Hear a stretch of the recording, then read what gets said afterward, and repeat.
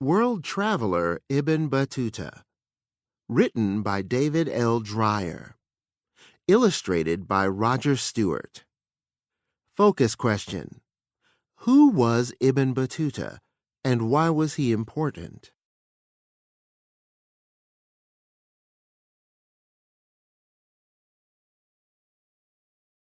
A traveler like none before.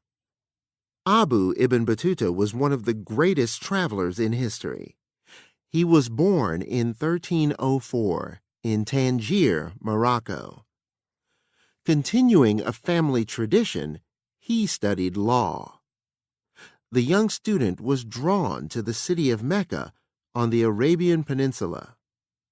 Mecca is where the Muslim religion was founded in the AD 600s. Muslims have a duty to travel to Mecca at least once if they can.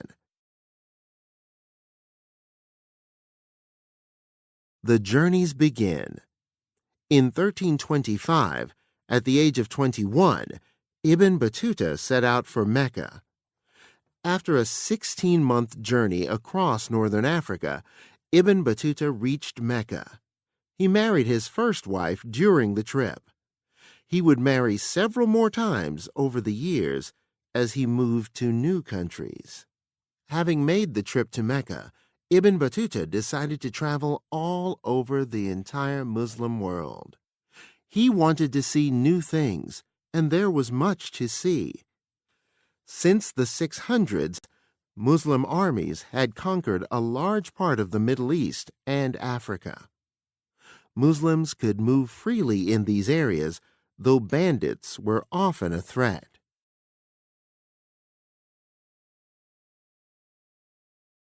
The Muslim faith inspired many people to give money and gifts to travelers. Because Ibn Battuta was a student and eventually a famed traveler, he received many gifts and honors. Ibn Battuta traveled mostly by camel with large groups. Traveling with many other people provided safety from bandits. The groups often traveled in the cool of the night, lighting the way with torches. As Ibn Battuta rode away from Mecca, he saw the desert, gleaming with light, and the darkness turned into radiant day.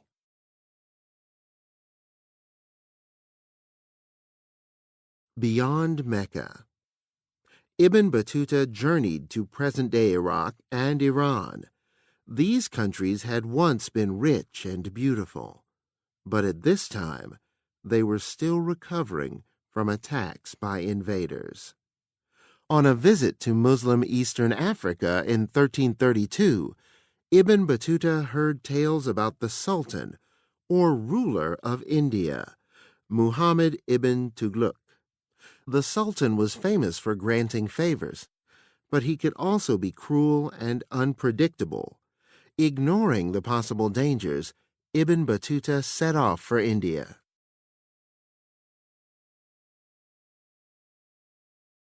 His path took him through the land of the Turks, present-day Turkey, and the Russian steppe, grasslands. He visited the Christian city of Constantinople, the capital of the once mighty Byzantine Empire. Ibn Battuta toured the famed city and met the emperor. He then continued his journey to India. In trouble in India. In 1334, Ibn Battuta crossed the mountains of Afghanistan into northern India. He presented himself at the Sultan's court in Delhi.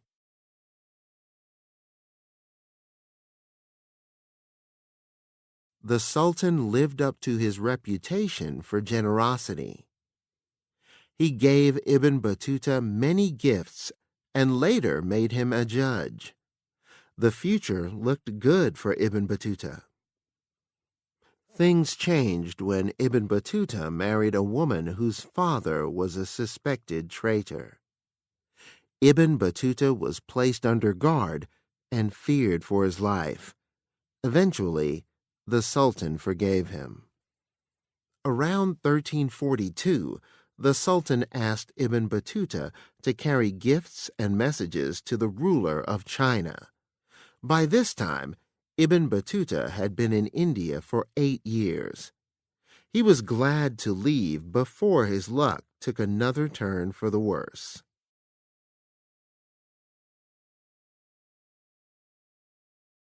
Attacks, a shipwreck, and, finally, China.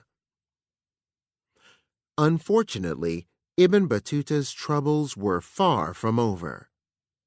On the way to China, Ibn Battuta's group was attacked by rebels and had to split up. Later, the ships they were supposed to travel in were destroyed by a big storm. All the treasure aboard the ships was lost.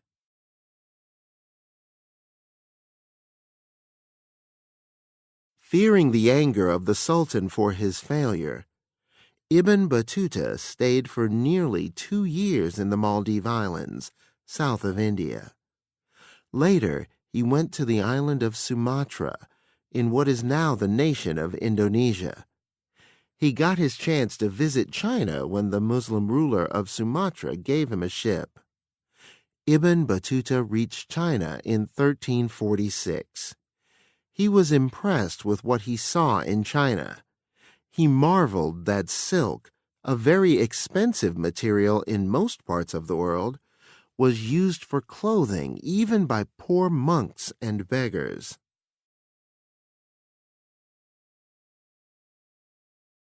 The journey home. After less than a year, Ibn Battuta was ready to move on, this time back home to Morocco. In 1348, he traveled through Syria, which was suffering from a terrible plague or deadly disease. In the city of Damascus, around 2,000 people were dying from the disease every day.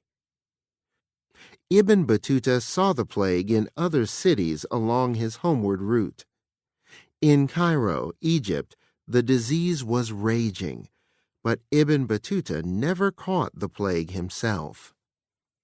In 1349, he finally arrived back home in Morocco. By this time, both of his parents were dead. His father had died 16 years earlier, but his mother died just a few months before his return.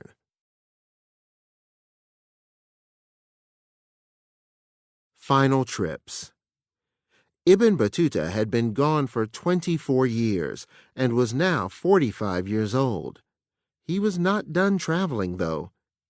He traveled next to Granada, a part of Spain still under Muslim control.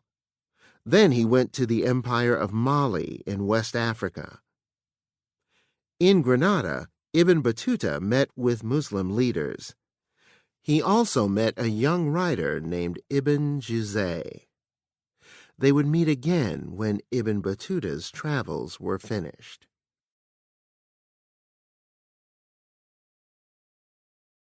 Ibn Battuta did not want to make the long, difficult trip to Mali.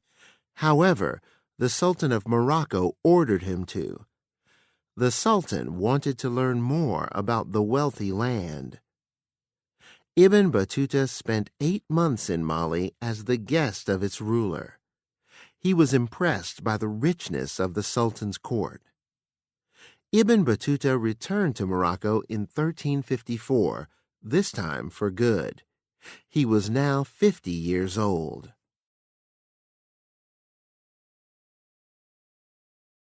Telling the story. In Morocco, Ibn Battuta hired Ibn Juzay to write the story of his travels. Ibn Juzay put Ibn Battuta's stories into a book called the Rihla, Journey. The book is still one of the best sources of information about the lands and rulers that Ibn Battuta visited in the 1300s. In his final years, Ibn Battuta is thought to have served as a judge, but little is known of his later life. He died in Morocco in either 1368 or 1369. Conclusion.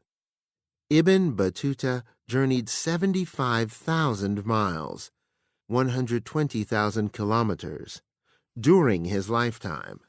That's like going all the way around the world 3 times. He visited and lived in dozens of countries. He was not an explorer. He visited no unknown lands. Nevertheless, he remains one of the greatest travelers in history.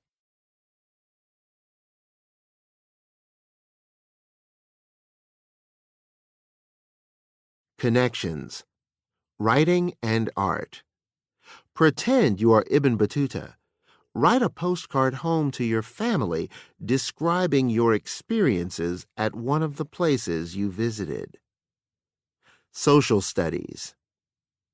Make a timeline of Ibn Battuta's travels, including at least 5 events and their locations. Compare your timeline with a partner's.